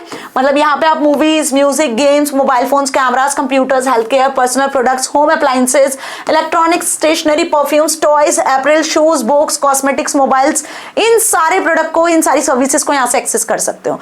अगर ईबे की बात करें जो कि second popular online shopping websites में आती है, तो यहाँ भी आप इन्हीं सारे जो मैंने अभी बताया, movies, games, mobile, cameras, computers, books, shoes, apparels, home appliances, perfumes वगैरह, ये सारी चीजें यहाँ से भी परचेज कर सकते हो। इसके अलावा मिंत्रा, मीशो, इबीबो, स्नैपडील है ना, और यहाँ पे लिखा हुआ है येबेही और Infibeam, these are also popular websites. इस तरीके से आपको इसका जो है इंटरफेस दिखता है, value purchase anything from online shopping websites, right. अब जो मेजर कंसर्न यहाँ होता है मैम वो ये है कि हम बिल पेमेंट कैसे करें। सिक्योर जो बिल पेमेंट होना चाहिए वो सिक्योरली होना चाहिए, तो उसके लिए क्या करें। तो बेटा ध्यान रखना है कि आप जैसे भी पेमेंट कर रहे हो, आप यूपीआई से कर रहे हो, आप डेबिट कार्ड से, आप क्रेडिट कार्ड से, जिसके थ्रू भी आप पेमेंट कर रहे हो, बस वो सिक्योर होना चाहिए, सेफली होना चाहिए। यूजर आईडी, पासवर्ड आपको सही से ही एंटर करना होना चाहिए। और सबसे पहली चीज आपको ये देखनी होती है कि आप जो भी पेमेंट कर रहे हो उसमें अगर आप नेट बैंकिंग का यूज कर रहे हो तो भी ठीक है, आपको उस पर गिफ्ट वाउचर्स या कूपन्स भी मिलते हैं, तो आप उनका भी रीयूज कर सकते हो बाद में, ठीक है। Always read the terms and conditions while you making the payments. Bill payments also can be made several government services like electricity bill, water bill, property tax, income tax, obvious। आजकल तो जितने भी बिल होते हैं, mobile recharge करना है, electricity bill pay करना है, नेटफ्लिक्स का सब्सक्रिप्शन लेना है, या फिर आपको इलेक्ट्रिसिटी बिल ही क्यों ना पे करना हो, अपना डीटीएच क्यों ना जो है अपडेट करना हो, सारी चीजों के लिए आपको इंटरनेट क्या ही जरूरत पड़ती है ना। और यहाँ सभी जगह हमें पेमेंट करना होता है मैम, राइट। अब ऑनलाइन कोर्स और ट्यूटोरियल्स की बात कर लें तो यहाँ जो हम पढ़ाई कर रहे हैं वो एक तरीके से ऑनलाइन ई लर्निंग कर रहे हैं, राइट। आप इलेक्ट्रॉनिक मींस की मदद से, मोबाइल, लैपटॉप, पीसी, इंटरनेट की मदद से पढ़ाई कर पा रहे हो, किसी भी कोर्स को कंप्लीट कर पाते हो, जो भी कोर्स में आप इनरोल होना चाहते हो। तो ऐसे बहुत सारे सॉफ्टवेयर है, ऐसे बहुत सारे इंस्टीट्यूट है जो आपको ऑनलाइन यहाँ पर पढ़ाई करवाते हैं या ऑनलाइन आपको एजुकेशन प्रोवाइड करते हैं। तो ऑनलाइन कोर्सेज और ट्यूटोरियल्स हेल्प टू लर्निंग, जिसमें आप software related information, video game और लेसन को इंक्लूड कर सकते हो। द स्टूडेंट्स और teachers are at physically different locations connected to each other via internet.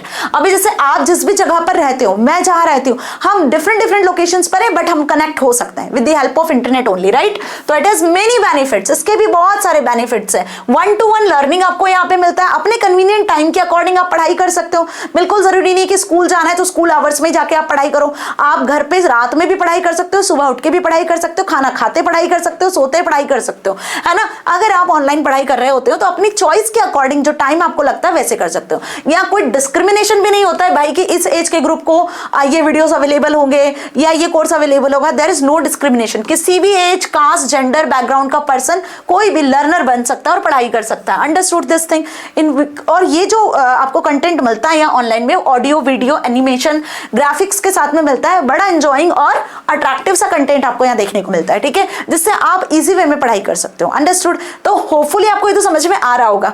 अब डिफरेंट लैंग्वेजेस में अवेलेबल होता है। सबसे बड़ी बात तो ये, जिस रीजन को, जिस जगह को आप बिलोंग करते हो उसके अकॉर्डिंग आप इस लैंग्वेज को कन्वर्ट भी कर सकते हो, है ना। तो होपफुली आपको इसके एडवांटेजेस समझ में आ रहे हैं, लिखकर भी आ सकते हो। नाउ द ट्यूटोरियल्स में require different kind of interactions with the users. First, video और slide tutorials where the video और slides lectures are available. The learner can visit the site and view the tutorials. अभी आपको अगर class 12 IT की videos देखनी तो आपको channel पे जाना होगा, चैनल पे प्लेलिस्ट में जाना होगा, प्लेलिस्ट में आपको सारी वीडियोस मिलेगी, ऑब्वियस सी बात है ना। तो इसी तरीके से हमें क्या करना होता है, स्टेप बाय स्टेप प्रोसेस को फॉलो करना होता है। आपको उस पर्टिकुलर वीडियो या लेक्चर को एक्सेस करना है तो आपको उस चैनल को विजिट करना होता है। Interactive tutorials require the user to follow the instructions, perform the desired action and get a feedback. Obvious सी बात है, अगर आपको वीडियो अच्छा लगता है तो आप अपना फीडबैक शेयर कर सकते हो। अगर आपको कोई डाउट भी होता है तो आप अपना कमेंट सेक्शन में फीडबैक शेयर करते हो। सो अकॉर्डिंग टू दैट, है ना, हम आगे प्रोसीड करते हैं। अगर कोई वेबिनार्स आप अटेंड करना चाहते हो तो आजकल आपको वेबिनार्स या सेमिनार्स के लिए जाने की भी जरूरत नहीं होती है। रियल टाइम में आप जहां भी हो वहां से वीडियो कॉन्फ्रेंसिंग के थ्रू या फिर गूगल मीट के थ्रू आप डिफरेंट वेबिनार्स को भी अटेंड कर सकते हो, अपने क्वेश्चंस पूछ सकते हो, है ना। जहां पे बस जरूरत होती है वेबकैम की, इंटरनेट की, माइक की, है ना, इतनी चीजों की जरूरत होती है। अगर ये अवेलेबल है तो आप यहाँ पे जो वेबिनार्स वगैरह है वो भी कंडक्ट कर सकते हो। आप कुछ एजुकेशनल साइट्स जो कि पॉपुलर है, जहां से आप इस तरीके की पढ़ाई कर सकते हो, है ना। अब यहाँ जरूरी नहीं है, एग्जाम में क्वेश्चन आ गया कि name some online educational sites, तो आपको जो अच्छी लगती हो आप उसका नाम लिख कर आ सकते हो, ठीक है। आपको मेरे चैनल का नाम अच्छा लगता है वो लिख कर आ सकते हो, आपको जो चैनल बेस्ट लगता है जहां से आप पढ़ाई करते हो, जो ऑनलाइन प्लेटफॉर्म बेस्ट लगता है वो एज एग्जाम्पल लिख कर आ सकते हो, राइट। यहाँ पे जरूरी नहीं है, लेकिन कुछ पॉपुलर है जैसे कि खान अकेडमी हो गया, है ना, एक एडुकेटर हो गया, तो आप उनके बारे में लिख सकते हो, राइट। यहाँ पे कुछ एग्जाम्पल्स मैंने लगाए हुए हैं जो आपको सारे सब्जेक्ट्स प्रोवाइड करते हैं।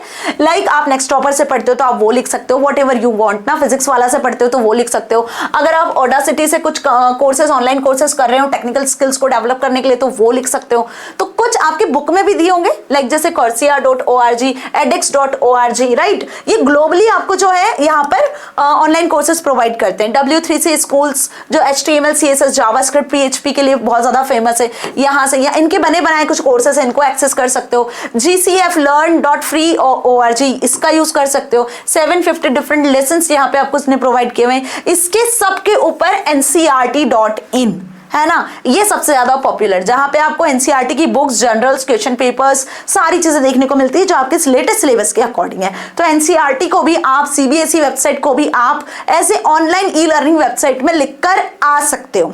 मेरी बात समझ में आ गई? तो यहां पर आप ऑनलाइन कोर्सेज, ट्यूटोरियल्स में सिर्फ इतना लिखकर आ जाओगे, दैट इज सफिशिएंट।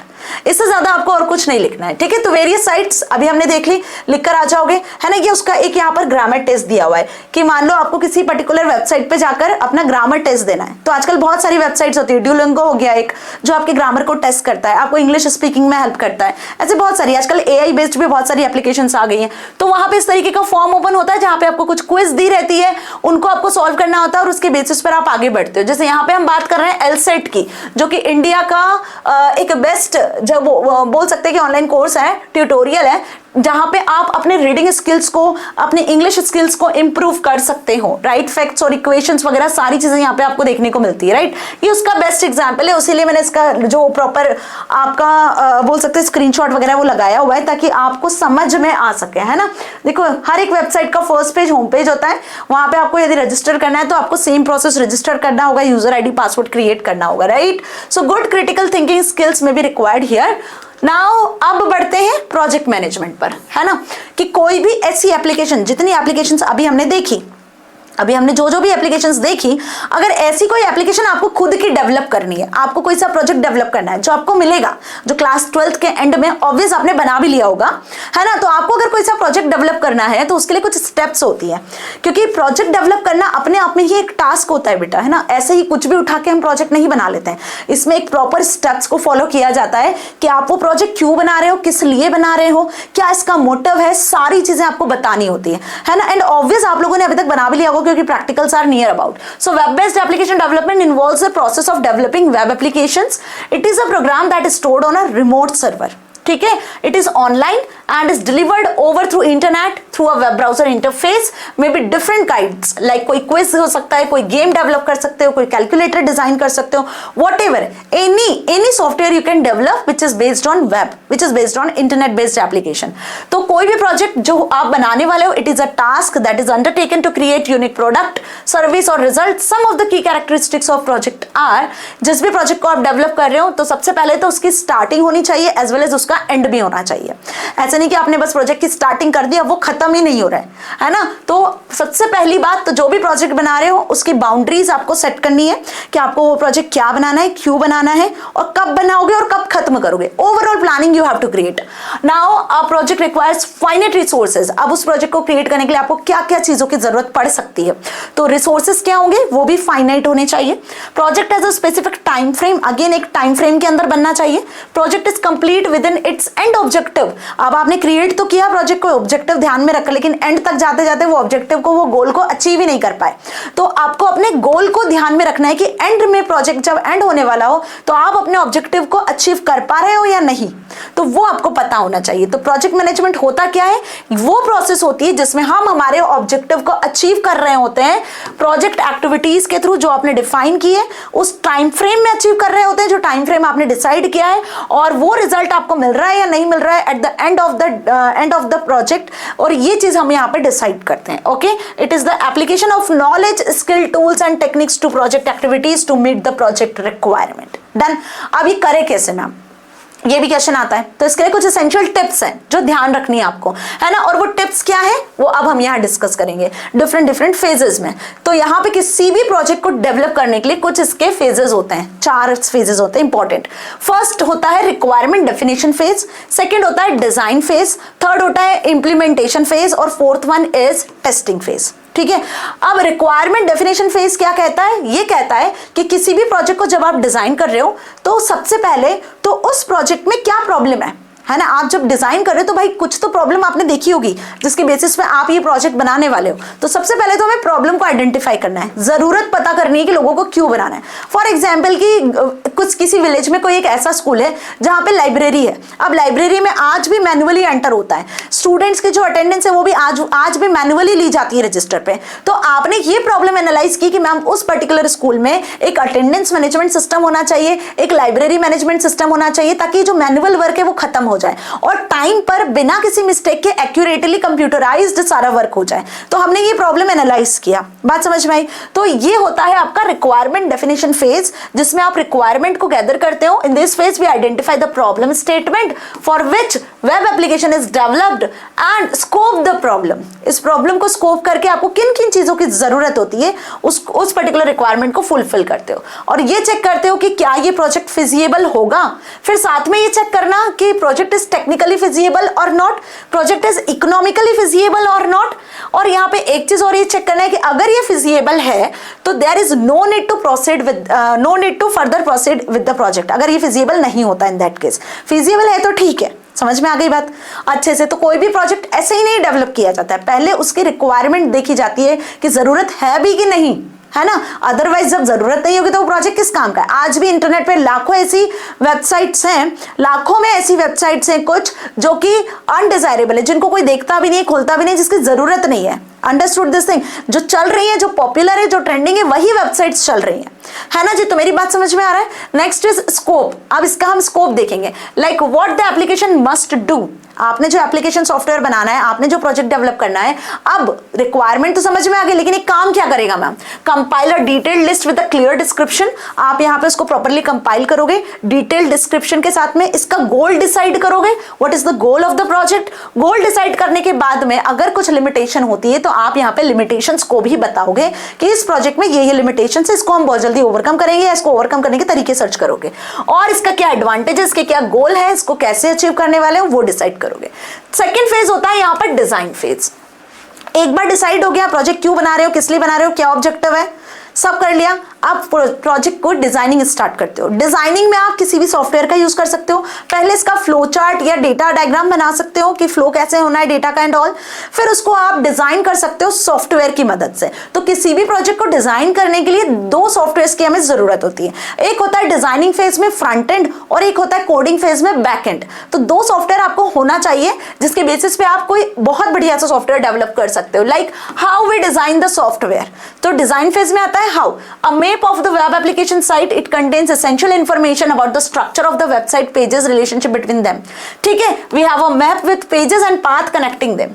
अब देखो ये तो हो गया आपका क्या फ्रंट एंड। अगर बैकएंड की बात करें तो बैकएंड में लेना होता है हमें डेटाबेस, जहां पे डेटा जाके स्टोर होता है। तो डेटाबेस की जरूरत पड़ती है। अब डेटाबेस में आप क्रिएट करते हो टेबुलर स्ट्रक्चर। तो टेबल में कौन कौन सी टेबल बनानी है, उनके बीच में रिलेशनशिप कैसे एग्जिस्ट करवानी है वो देखते हैं, जो कि हमने पढ़ा है प्रीवियस यूनिट में। ठीक है, फिर कितने पेजेस में कंप्लीट होगा तो उन पेज का स्ट्रक्चर, पेज में हेडर, फुटर, साइड बार लगाना है, मेन कंटेंट कैसे कहां रखना है वो चेक करते हो। तो ये आ जाता है टोटल डिजाइनिंग फेज में, जिसमें हम पेज का front end as well as back end design कर रहे होते हैं। एक बार डिजाइनिंग फेज कंप्लीट हो जाता है, मतलब आपका प्रोजेक्ट बनकर रेडी हो गया है, आपका सॉफ्टवेयर बनकर रेडी हो गया। फिर करते हैं हम फाइनली उसको इंप्लीमेंट और टेस्ट। तो इंप्लीमेंट फेज में आता है कि आपने जो भी फ्रंट एंड और बैक एंड सॉफ्टवेयर लिया हुआ है उनके बेसिस पे अपने प्रोग्राम को चेक कर रहे हो और इन दोनों सॉफ्टवेयर्स को आप कनेक्ट करके टेस्टिंग कर रहे हो कि क्या आपका सॉफ्टवेयर सही से काम कर रहा है या नहीं कर रहा है, जैसा आप चाहते थे उस गोल को आप अचीव कर पा रहे हो या नहीं। और अगर कर पा रहे हो तो बहुत बढ़िया बात है, आप उसको क्या कर सकते हो, फर्दर यूज कर सकते हो। नहीं कर पा रहे हो तो आप उसको फिर से क्या करोगे, रीटेस्ट करोगे, फिर से उसको चेक करोगे कहां क्या एरर आ रही है और फिर हम उसको इंप्लीमेंट करेंगे। मेरी बात समझ में आई। तो बैकएंड सॉफ्टवेयर्स क्या हो गए आपके, MySQL MySQL, Oracle जो सॉफ्टवेयर आप यूज करते हो, और फ्रंट एंड सॉफ्टवेयर में आप जिसका भी यूज कर रहे हो, आप पाइथन का यूज कर रहे हो, है ना, आप जो भी सॉफ्टवेयर यहाँ पे यूज कर रहे हो जिसमें आपने फॉर्म वगैरह डिजाइन किए हुए हैं, चाहे वो MS Access हो सकता है, LibreOffice बेस हो सकता है, कुछ भी हो सकता है, डेटाबेस का कोई सा सॉफ्टवेयर हो सकता है, राइट, वहां पे भी आप फॉर्म्स वगैरह डिजाइन कर सकते हो। तो ये फ्रंट एंड के अंदर आ जाता है जहां पे हम डिजाइनिंग करते हैं, और फिर इन दोनों सॉफ्टवेयर की कनेक्टिविटी होती है जिसको डेटाबेस कनेक्टिविटी कहा जाता है। And the last is testing phase, जैसे मैंने बताया कि टेस्ट किया जाता है, if your software works properly then it is use for further use, otherwise आप उसको फिर से यूज करोगे। ठीक है, अब बारी है इसके बाद में केस स्टडी डिस्कस करने की, कि आखिर ये जो प्रोजेक्ट की बात मैंने आपको समझाई, 4 जो फेजेस हमने देखे, इसको अप्लाई कैसे करेंगे। मैम थ्योरी तो सब समझ में आ जाता है, सुनकर तो ऐसा लगता है कि बहुत इजी है, लेकिन अप्लाई करें कैसे, बनाने में समझ में आता है। तो एक एप्लीकेशन, एक केस स्टडी यहां बता रही हूं, क्वेश्चन एग्जाम में केस स्टडी बेस्ड ही आएंगे। केस स्टडी है क्या, let's define a problem statement for an online quiz. ठीक है, हमारे पास प्रॉब्लम स्टेटमेंट क्या है कि हमें एक ऑनलाइन क्विज के लिए सॉफ्टवेयर बनाना है। नाउ पेन पेपर मेथड को बंद करना है। आपके स्कूल में जो अभी भी क्विज होती है वो पेन पेपर मेथड पे होती है, आप चाहते हो कि वो क्विज कैसे हो, कंप्यूटराइज्ड हो, ठीक है, ऑनलाइन हो, ताकि कोई भी स्टूडेंट किसी भी जगह पर लोकेटेड हो तो इस क्विज को आराम से कर सकता है, जिसमें टाइम भी कम लगेगा और लेस फ्लेक्सिबल, मतलब जो पेन पेपर मेथड थी वो टाइम कंज्यूमिंग थी, और उसमें बेसिकली देखा जाए तो फ्लेक्सिबल भी कम थी, ह्यूमन एफर्ट ज्यादा लगते थे, और कहीं ना कहीं गलतियां भी होती थी, करेक्शन वगैरह में, रिजल्ट को जनरेट करने में मिस्टेक्स भी हो सकती थी, राइट। तो इसी चीजों को ध्यान में रखकर हमें ऐसा एक प्रोजेक्ट बनाना है जो कि ऑनलाइन क्विज क्रिएट करेगा, जिसमें कम टाइम में सही रिजल्ट, एक्यूरेट रिजल्ट जनरेट होगा, और कहीं पर किसी भी तरीके की कोई एरर या करेक्शन की प्रॉब्लम नहीं आएगी। तो प्रॉब्लम स्टेटमेंट क्या हो गया, प्रॉब्लम स्टेटमेंट समझ में आ गया ना, कि आपको एक ऐसी वेब एप्लीकेशन, क्विज एप्लीकेशन बनानी है जो कि रिजल्ट को डिस्प्ले करेगा टेस्ट होने के बाद में, और यहाँ जो रिजल्ट है वो ऑटोमेटिकली डिस्प्ले होगा, और after the first time of log n and password, login password होने के बाद में जब आप टेस्ट दे दोगे तो रिजल्ट आपकी स्क्रीन पर दिखेगा। ठीक है, ये हमने इसको प्रॉपर्ली समराइज कर दिया कि एक ऐसा हमें यहाँ पर सॉफ्टवेयर बनाना है। ठीक है, और एक और चीज, the administrator has a privilege to create, modify and delete the quiz questions. Quiz के क्वेश्चंस में कोई और चेंज नहीं कर सकता है, जिसने क्विज बनाया है सिर्फ वही उसमें चेंजेस कर सकता है। जैसे ही क्विज कंप्लीट होगा तो एक मैसेज जनरेट होगा कि your quiz is completed, successfully completed, now wait for the response, तो रेस्पॉन्स भी तुरंत जनरेट होगा। मेरी बात समझ में आ गई। तो ऐसा कोई सॉफ्टवेयर, ऐसा कोई एप्लीकेशन हमें बनाना है। तो अब इसके रिक्वायरमेंट डेफिनेशन क्या होगा भाई, प्रॉब्लम तो हमने डिफाइन कर दिया, सबसे पहले चेक करेंगे कि ये कितना फीजिबल है। So the student are encourage to discuss in the groups and identify the technical requirements for the project. सबसे पहले आप इसके रिक्वायरमेंट को आइडेंटिफाई करोगे कि भाई ये प्रोजेक्ट बनाने के लिए आपको जरूरत किन किन चीजों की है। तो आपको जरूरत होगी यहाँ पर डिवाइस की, हार्डवेयर सॉफ्टवेयर डिवाइसेस आपके पास में होना चाहिए, आपके पास में इंटरनेट कनेक्टिविटी होना चाहिए, आपके पास में टेक्निकली नॉलेज होना चाहिए कि जिस सॉफ्टवेयर पे आप ये प्रोजेक्ट बनाने वाले हो, ये ऑनलाइन क्विज जनरेट करने वाले हो, जो वेबसाइट बनाने वाले हो, उसके लिए आप क्या करोगे, है ना, वो सारे रिसोर्सेज आपके पास होने चाहिए। ठीक है, इसके बाद क्या करना है, इसके बाद अगर हम बात करें के बाद हम इसका स्कोप भी डिफाइन करोगे। तो the application must do the following, क्या करना है यहाँ पर कि यूजर सबसे पहले आएगा, रजिस्टर करेगा, अपना लॉगिन आईडी पासवर्ड क्रिएट करेगा, देन उसके बाद में जो भी क्विज उसको अटेम्प्ट करना है उसकी कैटेगरी सिलेक्ट करना है। कैटेगरी सिलेक्ट करने के बाद में क्विज के क्वेश्चंस उसके सामने ओपन होंगे जो उससे अटेम्प्ट करने होंगे। After attempting the quiz questions एक रिपोर्ट जनरेट होगी, जिस रिपोर्ट में उसका रिजल्ट होगा, एंड इस पर्टिकुलर क्वेश्चंस को चेंज करना, मॉडिफाई करना, डिलीट करना, इसकी रिस्पॉन्सिबिलिटी सिर्फ और सिर्फ एडमिनिस्ट्रेटर को दी जाएगी। ये परमिशन सिर्फ एडमिनिस्ट्रेटर की होगी। जो जनरल यूजर्स आएंगे वो सिर्फ और सिर्फ क्वेश्चंस को रीड कर सकते हैं और उनका आंसर कर सकते हैं। ठीक है, सो this is the scope of the application software जो हम डेवलप करने वाले हैं। अब इसको डेवलप करेंगे कैसे मैम, तो इसके लिए आएगा second phase, that is design phase. तो पहले वाले फेज में हमने प्रॉब्लम को स्पेसिफाई किया और प्रोजेक्ट का क्या स्कोप है, कैसे आप अपने गोल को अचीव करोगे वो बताया। अब डिजाइन फेज में एक्चुअली हम हमारे वेब एप्लीकेशन का एक मैप डिसाइड करेंगे कि ये जो काम आपको करना है वो कैसे स्टार्ट होगा और कैसे एंड होगा। कंप्लीट प्रोसेस आप यहाँ पे एक्सप्लेन करोगे और फिर उसके बाद में वन बाय वन एक एक डिजाइन करते हुए एक एक फेजेस को कंप्लीट करते जाओगे। ठीक है, तो यहाँ पे students are encourage to design structure of the site by identifying pages for the websites और determination of relationship between these pages with crucial in design website. A page with be design for front end interface connecting leads to other pages. देखो सबसे बड़ा problem यही होता है कि ma'am जब web page design करने की बात आती है तो सारे पेजेस को लिंक करना, कैसे लिंक करना है, किस पेज पे कौन सी इंफॉर्मेशन रखनी है, और ये सारी इंफॉर्मेशन स्टोर भी होनी चाहिए। तो उसके लिए हमें डेटाबेस भी चाहिए होता है। तो आपको एक फ्रंट एंड सॉफ्टवेयर और एक बैक एंड सॉफ्टवेयर का यूज करना पड़ेगा। अगर आप फ्रंट एंड सॉफ्टवेयर सॉफ्टवेयर जो भी लेते हो जहां पे आप फॉर्म्स वगैरह डिजाइन कर लोगे, यूजर आईडी के लिए लॉगिन फॉर्म बना लोगे और वहीं एक लॉगिन टेबल बना लोगे जहां पे जितने यूजर्स आएंगे उनकी लॉगिन इंफॉर्मेशन स्टोर होती जाएगी। तो डेटाबेस में आप टेबल्स लोगे, उन टेबल्स में आपको जो जो भी टेबल क्रिएट करनी है, जैसे एक एडमिन टेबल क्रिएट कर ली, जो एडमिन है वो कब लॉगिन कर रहा है उसकी क्या इंफॉर्मेशन वहां स्टोर होगी। एक क्विज इंफॉर्मेशन के लिए टेबल बना ली, एक यूजर इंफॉर्मेशन के लिए बनाई और एक रिजल्ट के लिए 4 टेबल आपने बनाई जहां पे 4 अलग अलग टाइप की इंफॉर्मेशन जाके स्टोर होगी। ठीक है, तो इस तरीके से आपने बैकएंड की प्रिपरेशन कर ली। अभी ये एडमिन के लिए यूजर आईडी और पासवर्ड हो जाएगा, सेम यूजर के लिए भी बनाओगे आपके कितने यूजर्स आते हैं। ठीक है, यहाँ पे आपको टेबल में डेटा टाइप के लेना होगा, टेबल के अंदर आपने रिमार्क लिखा हुआ है, राइट। उसी तरीके से आप टेबल एक क्विज के लिए बनाओगे, क्विज इंफॉर्मेशन जहां पे क्वेश्चन नंबर, सब्जेक्ट, क्वेश्चन और उसके ऑप्शंस रहेंगे। तो इस तरीके से आपने एक टेबल डिजाइन कर ली जहां पे मल्टीपल क्वेश्चन आएंगे, क्वेश्चन किस टाइप का होगा उसका नाम आएगा और उसके ऑप्शंस आएंगे, राइट।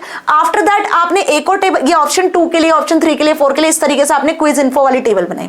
अब एक बनेगी यूजर इंफॉर्मेशन। एक यूजर ही तो नहीं देगा क्विज, मल्टीपल यूजर्स आ सकते हैं, पब्लिकली आप अवेलेबल करवाने वाले हो। तो जो भी यूजर आ रहा है अपना यूजर नेम लिखेगा, अपना पासवर्ड लिखेगा, अपना नाम लिखेगा, अपना ईमेल आईडी एंटर करेगा, gender, date of birth enter करेगा, ये सारी इंफॉर्मेशन वो एंटर करेगा। ये same information as it is database में भी जाके स्टोर होंगी, तो उसके लिए एक टेबल बनाना है। एट लास्ट जब यूजर ने इंफॉर्मेशन डाल दिया, उसका क्विज टेस्ट स्टार्ट हो जाता है, उसके बाद जनरेट होता है रिजल्ट। तो भाई क्या रिजल्ट रहा, वो रिजल्ट इंफॉर्मेशन को भी स्टोर करना होगा। तो हमने एक रिजल्ट टेबल बना ली जिसमें यूजर नेम आएगा, जिस यूजर ने क्विज अटेम्प्ट किया है, उसके मार्क्स आएंगे और उसकी कैटेगरी आएगी कि वो विनर है या नहीं है, वो पास हुआ या फेल हुआ। ठीक है, और मार्क्स जो भी उसके मार्क्स होंगे वो मार्क्स आ जाएंगे और यूजर का नाम आ जाएगा जिससे हम उसको आइडेंटिफाई कर लेंगे। तो ऐसे हमने कुछ 4 बैकएंड में टेबल्स बना ली। ठीक है, और इसके लिए अब जब फॉर्म्स आप बनाओगे तो फॉर्म्स के लिए भी आप फ्रंट एंड सॉफ्टवेयर का यूज कर सकते हो, जो सॉफ्टवेयर आपको यूज करना है। लाइक अगर मैं बात करूं यहाँ पे फ्रंट एंड सॉफ्टवेयर में आपने इस तरीके का फॉर्म बनाया हुआ है, तो देखो एंटर यूजर नेम पासवर्ड, ऐसा कुछ फॉर्म आपको विजिबल होगा, है ना। क्विज के लिए क्वेश्चंस कुछ इस तरीके से दिखेंगे। ठीक है, एक बार यूजर नेम आपने एंटर कर दिया, आपने अपना कैटेगरी ऑफ क्विज एंटर कर दिया, तो क्वेश्चन आएगा, क्वेश्चन के 4 ऑप्शंस आएंगे, आपको टिक करना होगा। जैसे ही आपने सारे क्विज के क्वेश्चंस अटेम्प्ट कर लिए तो रिपोर्ट विजार्ड आ जाएगी जहां आपको अपना नेम डाल के लॉगिन करना है और रिजल्ट देखना है। ठीक है, तो ऐसे हमने एक सॉफ्टवेयर डिजाइन किया क्विज के लिए। अभी समझ में आ गया अच्छे से। अब एक बार जब इसको डिजाइन कर लिया तो आप इसको टेस्ट करोगे, चेक करोगे कि क्या ये बैकएंड और फ्रंट एंड आपस में कनेक्टेड है कि नहीं, क्या बैकएंड का जो इंफॉर्मेशन है वो फ्रंट एंड में आ रही है, जो फ्रंट एंड से आप एंटर करें वो बैकएंड में जाके सेव हो रही है या नहीं हो रही है। ठीक है, ये सभी तरीके से चेक करने के बाद में आप इसको टेस्ट करोगे, एक टेस्ट देकर, एक क्विज टेस्ट आप खुद अप्लाई करोगे और चेक करोगे कि क्या ये सब चीजें प्रॉपर्ली काम कर रही है। अगर ये सब चीजें प्रॉपर्ली काम कर रही है तो आपका सॉफ्टवेयर ओके है, और नहीं कर रही है, कहीं डेटाबेस कनेक्टिविटी में कोई इशू हो गया या किसी क्वेश्चन का आंसर जनरेट नहीं हो रहा, उसका क्वेश्चन रिपोर्ट में रिजल्ट में कैलकुलेट नहीं हो रहा है, या रिजल्ट आपका सही तरीके से विजिबल नहीं हो पा रहा है, तो ये सारी प्रॉब्लम्स को फिर चेक किया जाएगा। तो इस तरीके से क्या करते हैं हम, किसी भी वेब बेस्ड एप्लीकेशन को डेवलप करने के लिए टोटल 4 फेजेस का यूज करते हैं। रिक्वायरमेंट जो पता करना है, सबसे पहले रिक्वायरमेंट डिटर्मिनेशन, सेकंड आता है आपका डिजाइन फेज, थर्ड आता है आपका इंप्लीमेंटेशन फेज और फोर्थ आता है टेस्टिंग फेज। ठीक है, तो यही फेजेस फॉलो करके आप किसी भी तरीके का कोई भी प्रोजेक्ट डिजाइन कर सकते हो, राइट। अब इसी के साथ में इस सेशन को यहाँ पर एंड करती हूँ एंड होपफुली आपको अब सब बहुत अच्छे से समझ में आ गया। दिस इज द एंड, है ना। इसके बाद इस चैप्टर में, इस यूनिट में कुछ नहीं बचा है। तो ये यूनिट आपकी वेब बेस्ड एप्लीकेशन पर बेस्ड थी, जिसमें कुछ वेब एप्लीकेशन और उनकी सर्विसेज के बारे में पढ़ा। साथ में कोई प्रोजेक्ट डिजाइन करना होती है तो कौन सी 4 स्टेप्स हैं जिसको सिस्टम डेवलपमेंट लाइफ साइकिल कहा जाता है। ये जो अभी 4 स्टेप्स बताए ना, किसी भी एक सिस्टम को डेवलप करने के लिए आपको किन लाइफ साइकिल्स को, किन फेजेस को फॉलो करना होता है, वो बताया है। अगले वीडियो में हम मिलेंगे यूनिट नंबर 4 के साथ। ओके, यूनिट नंबर 4 में डिस्कस कर रहे होंगे हम यहाँ पे, यूनिट 3 के साथ, सॉरी, यूनिट नंबर 3 में डिस्कस कर रहे होंगे हम जावा प्रोग्रामिंग, जिसका आप बहुत बेसब्री से इंतजार कर रहे हो। तो अगर एक्सेस करना चाहते हो जावा प्रोग्रामिंग वाले वीडियो को, वो भी प्रैक्टिकल के साथ में, तो अभी के अभी चैनल को सब्सक्राइब कर लेना और वीडियो को लाइक कर लेना। ठीक है, मिलेंगे अगले वीडियो में। Take care, bye bye.